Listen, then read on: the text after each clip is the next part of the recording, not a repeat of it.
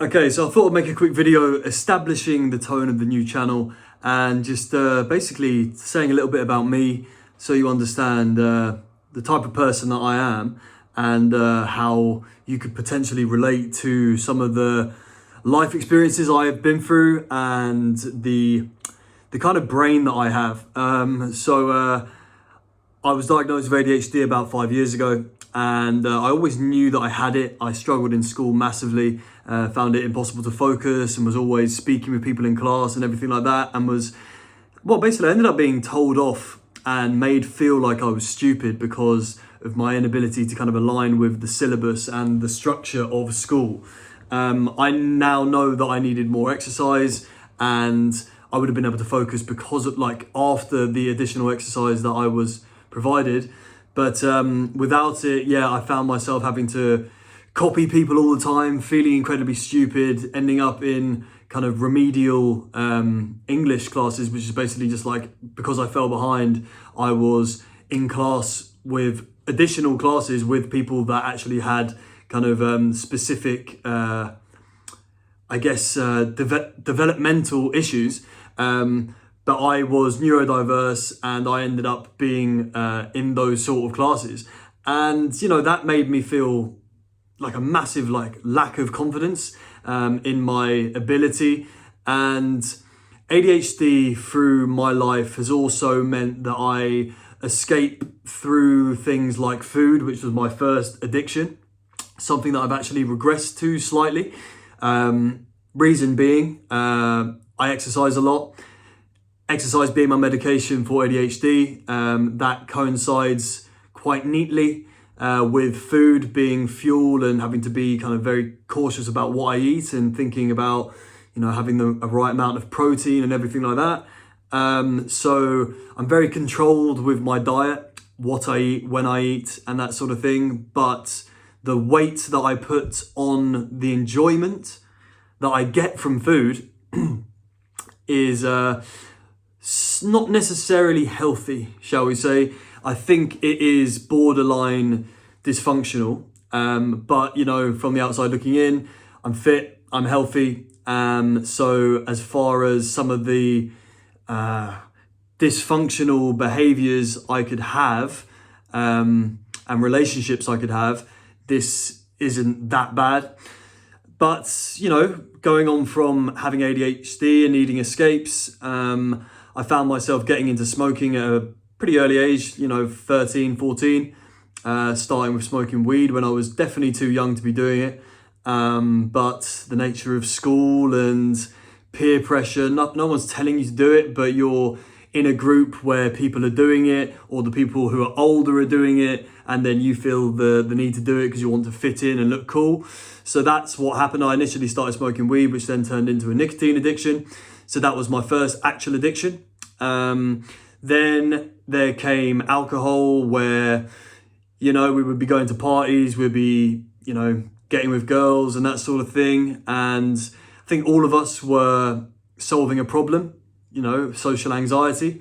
I think everyone to a certain extent is a problem drinker because they are drinking to solve a problem, whether that be just finding the environment that you're in more enjoyable, whether that makes you be able to feel calmer and therefore speak more freely with people. And, it's a lubricant that allows people to maybe enjoy situations that otherwise they shouldn't even really be in. And that's something that I've definitely realized from giving up drinking. Some of the things that I would have been excited to go to, I'm no longer excited to go to because I was just excited for the fact that I was going to get a release, which was alcohol. So I was going to get drunk. And when I gave up, I found myself kind of far less inclined to go to these events that I was invited to, that I didn't really kind of care for the people that much. And that was something that was really noticeable at first. But we all drank for a reason. For me, it was incredibly powerful in terms of how it reacted with me, how I reacted to it. I felt a rush of dopamine, serotonin, everything. I became chaotic, excitable, promiscuous, risk taking. The loss of inhibitions was crazy. The situations I found myself in were incredibly dangerous at times. I would find myself in situations that I'd never even dream of being in. I'd end up with, in relationships because of drink and not really remembering how I even kind of got into this situation with a girl that I then spent the night with. And yeah, just a massive blur. I've told up, or like an accurate representation of how many days I have forgotten through drinking, and it is utterly shocking. And I will do a specific video solely on that, because I'm not going to get into that now, but it's many, many, many days. So yes, alcohol, and the problems that brought me were insane. Thing is with me, it wasn't like I wake up every morning and I'm craving a drink. It's when I start to drink, after a certain point, especially if I'm excited, I won't be able to stop, and I can't stop thinking about it. And that's not really a nice feeling when you're sitting around and some people just want to have a few drinks and I'm just there like, I can't stop thinking about more alcohol. Like, why the hell are people just wanting to drink too? Like, surely we're going to get pissed. What's the point in... Anyway, you know about people like that. If that is you, you know what it's like. So yes, smoking, and then basically with, so smoking, alcohol, and then it was cigarettes, and then, yeah, I guess that then led to me having like, I wasn't even drinking coffee at that point, but then I started drinking coffee because I was smoking weed before, like, college days, and then I wake up the next day so knackered that I'll be falling asleep in my classes, and it became like a little bit of a joke with the class and my teachers, to the point, Gabe's falling asleep again, go and get a coffee from the canteen. So I'd go and get a coffee from the canteen, and I started just like dosing myself up with caffeine, and that, it kept me going. Basically, it enabled me to actually exist and function. And I now drink lots of coffee. I have found that it is one of my medications for ADHD, self-medicated, of course, but it's a stimulant in the same way that the ADHD medications are. They're often amphetamines, so like speedy. So what is it? Adderall, Ritalin, they're all just stimulants in order to make you focus. And I guess the amount of caffeine that I drink, because it doesn't impact my stomach, I can drink a lot and it makes me able to focus. So that's good, but yeah, that's another actual addiction. And then with other things, like I've now given up alcohol for almost 4 years. On April the 26th, April the 23rd, sorry, it's going to be 4 years. And yeah, never really thought I was going to be able to do that. My friends were massively kind of surprised at the trajectory that my life has taken. And, I'm proud of myself. I honestly have not drank a drop since April 23rd, 2020, I guess 2021. And yeah, I feel amazing for it. I've had periods of really struggling because it's a journey, but what I've gained far surpasses what I have potentially lost. I am going to miss certain aspects of drinking, the mutual harmonious kind of shifting of your consciousness, the chemical balance of your brain shifting at the same time as everyone else when you're out, and it becomes more silly, more chaotic. Like, that is something that I will miss, but the trade-off is definitely leans towards giving up. The hangovers, the blackouts, the arguments, the issues, the loss of money, the damage that I've caused to myself, the injuries and everything like that. But now I am officially alcohol free, and it feels good. I am someone that I think has found a way of managing their ADHD, because for some people it can be debilitating, but as long as you realize that exercise is your friend and it is your medication, that will definitely help you to become more consistent in your being. It allows you to actually have control over your thoughts and not feel so restless and unable to relax. I can naturally relax when I do exercise. I have to exert myself quite a lot because I'm full of energy all the time. I think you could probably tell by the way that I speak and the tangents that I go off that I am, yes, very active mentally.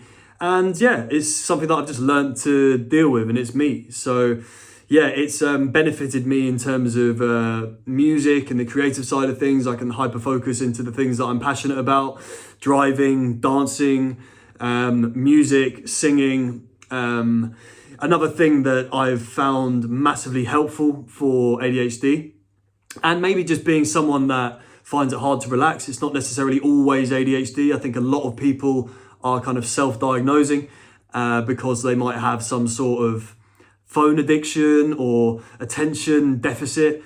But, you know, I think ADHD is more than just being a victim to the instant gratification world that we're living in now. And yeah, I've lived with it my whole life. A lot of people that I know and I love and I kind of respect their theory, but I don't believe that all the people that claim to have ADHD actually have ADHD. It's something that exhibits itself and displays itself very early in your life.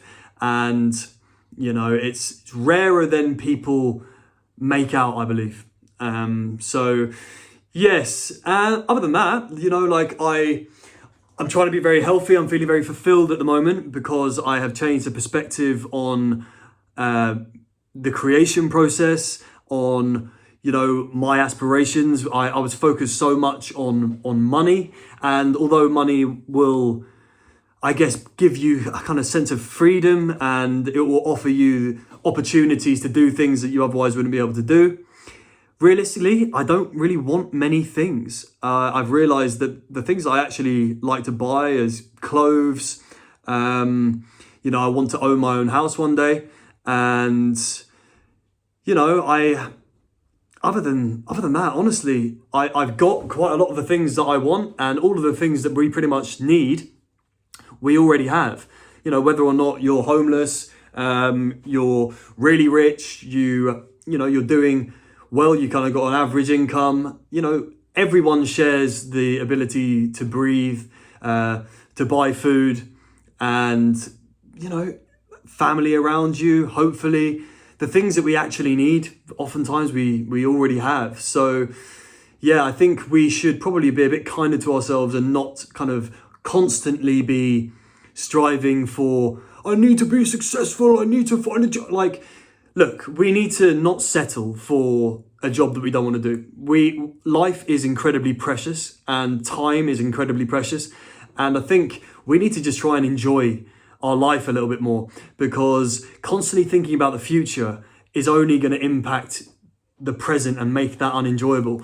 And the only thing that's actually going to change the future is right now, the present. The past no longer exists. You can reminisce on it in terms of pictures, but only do it in a positive way. Don't dwell on the past as, oh, I wish I did. It doesn't matter. You can't do anything about it now. Now is the only thing that's going to change the future. And right now, living in the present is the most important thing that we can possibly do. I am feeling so present at the moment. I am so kind of curious, inquisitive, and full of positive energy. And it's quite rare for me to feel this way. But this year has been a brilliant year, and I really feel like my perspective on life has shifted, and I'm looking forward to all of the years that are, you know, in my sights. And yeah, I'm really looking forward and excited for personal growth. You know, I'm making music for myself again. When I started to kind of like think too much about how it's going to be heard, I've taken my foot off the pedal with the social media side of things, which was not bringing me any positivity.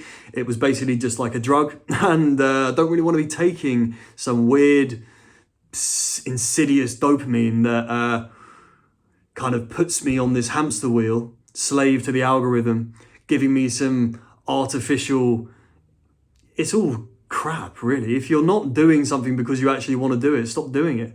Like, our time is far too precious. And as I said, we cannot settle for a relationship that we don't want. We cannot settle for a job that we don't want.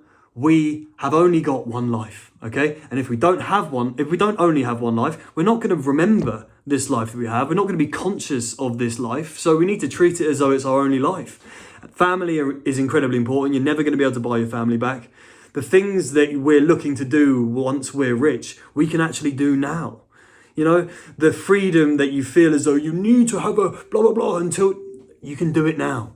You can do it now. And since I've kind of just realized that, you know, I should be enjoying my life now. And if I don't want to conform, which I don't, and I'm never going to conform, if people are telling me what I should be doing, you know, if I don't think I should be doing it, I'm not going to do it. I'm not going to let it impact my belief system.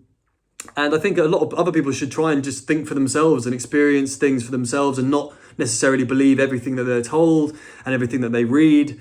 You know, we're living in a world where we are controlled by alcohol and the cyclical, stressful work 9-to-5 routine that we're told is the only way. It's simply not the only way. With AI moving in the way that it's moving, I'm hopeful that it's going to mean that people can work less. And, you know, it's a normal thing for it to be maybe 3 times a week. Because to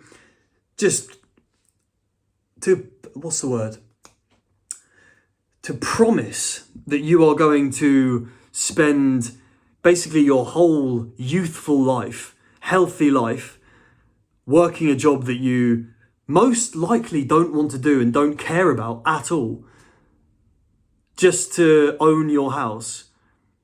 That's not an existence that I'm willing to. I'm not going to play that game. And you might think it's crazy or like, oh, you're in a privileged situation to be able to say that. I think we will be able to find different lives where we feel far more fulfilled than this idea of getting on a career path, doing something that you don't want to do, to then sign a contract, which is a mortgage, which you are then promising that you're going to work from, because of the overheads that you're going to have every single month. You're going to have to bring that money in every single month. You can't have a break. You know, if your job doesn't give you security to have time off for holidays and sick pay and that sort of stuff, if you're not working, you're not making any money. So, you know, that means during that whole period until you're 65, whatever, you're going to have to be working, doing something that you potentially don't want to do. If you want to be an artist, you know, say goodbye to that dream, because all of your time is going to be spent doing something that you don't want to do. You've got no inspiration because you're doing something that you don't want to do. You're living in a perpetual state of stress. And I think we need to not be afraid of going against the grain. I didn't go to university, and, you know, I went straight into work. I started working with my dad, who ran a jazz cafe. So he was a photographer first, photo editor. He also was a chef in Paris for the beginning of his life when he started working, learned French. And, you know, he had various different experiences to then figure out that photography was the route that he wanted to go down. And then after he became a lecturer in photojournalism, he then moved into hospitality again to kind of see out that part, and that aligned with me starting work. And, you know, I did that for 7 years and learned so much about the business side of things. You know, had got to spend some incredible quality time with my dad. And and then from there, realistically, like, we should try lots of different jobs, because, you know, there might be a job that you find that you do love, and that is absolutely amazing. That's the dream. You know, we want to be enjoying our life and doing something that we find fulfilling. And if you find your job fulfilling, then don't feel as though that you have to, you know, oh, am I settling? If you actually like your job and you're feeling content and fulfilled with what you're doing and it's paying the bills and you're happy to do that for the rest of your life, then that is an ideal situation. There are other people that, you know, let's say they have dreams and aspirations of being, I don't know, a creative or whatever. They need to be helping people with what they do. There are various different avenues that I know that I can go down. You know, I've started this channel because I love to talk, and it's going to be helpful for me and hopefully helpful for other people. I just wanted to set the tone of the channel and just let you into a little bit of my life and who I am and my struggles. But yeah, we're going to keep from here, the videos quite specific. You know, I go to the gym pretty much every day. I can speak about exercise, nutrition, psychology, which I'm incredibly interested in, films, various different things, whatever I'm feeling. But I'm going to be engaging in the Artist's Way soon, which is basically a way of life that you go by this book, and one of the things that you're doing is morning pages. So you wake up, and first thing you write 3 pages of whatever you're thinking. And I've started testing that out in video format and form, yeah. And I will start doing it in writing, but I'm just conscious that when I engage in this, I want to be fully dedicated, because it's serious and it's hard work. And from the people that I've spoken to who've done it, it is so unbelievably rewarding. And, I have dedicated myself, fully to being an artist. And yeah, I feel so fulfilled. I've been going on lots of dates, which is something that I was concerned might have been tough since stopping drinking.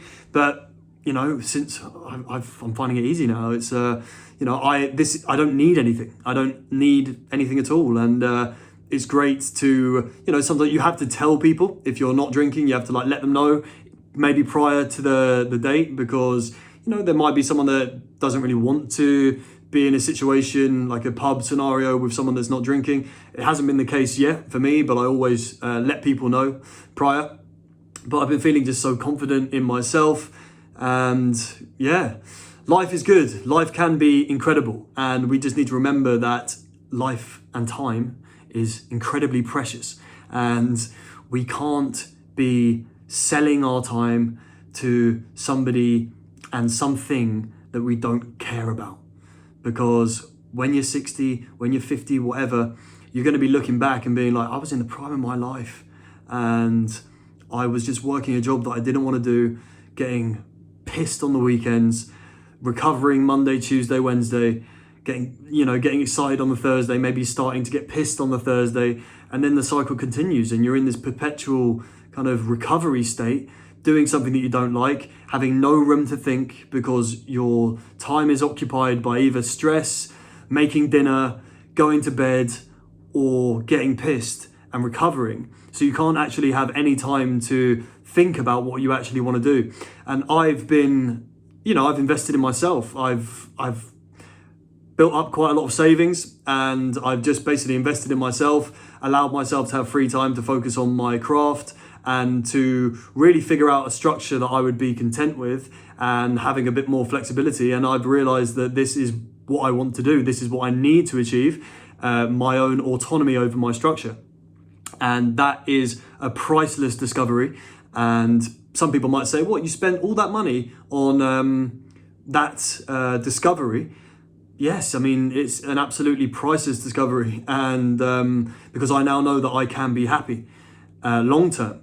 And rather than thinking I'm always going to be up and down, and this is an amazing realization, and I can't wait to live the rest of my life because of it. So yeah, that's basically how I'm going to end it today. It's a positive video. I just wanted to set the tone of the channel, and yes, going forward, as I've said, the videos are going to be slightly more specific, but you'll see how it goes. But I hope everyone's having an amazing day, whatever you're doing, lunchtime, breakfast, evening time, whatever. I'm going to be doing this a lot. So I will see you soon, and peace out. See you in a bit.